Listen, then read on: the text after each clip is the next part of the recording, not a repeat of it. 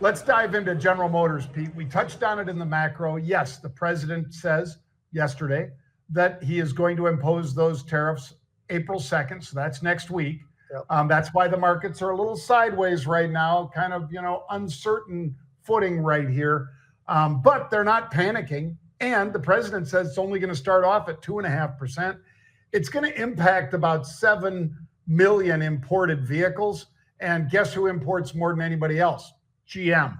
So that stock is hurting the most. It was down as much as 8% earlier today. That's what I'm going to say about General Motors right here, right now, Pete.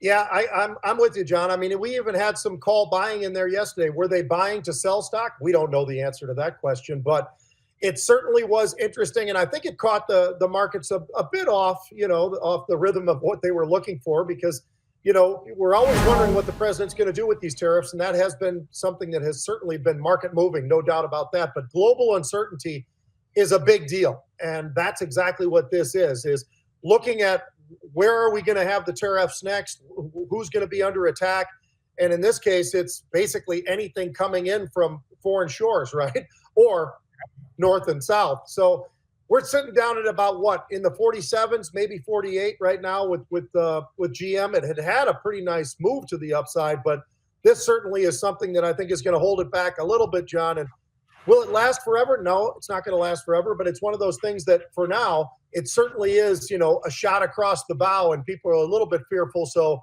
there were palms out. They weren't so much palms out when it comes to Tesla, though. They weren't so much palms out with Rivian either. Those are actually going up and up because of the different effects. They aren't Ford, they aren't GM, and they're having a pretty damn good day.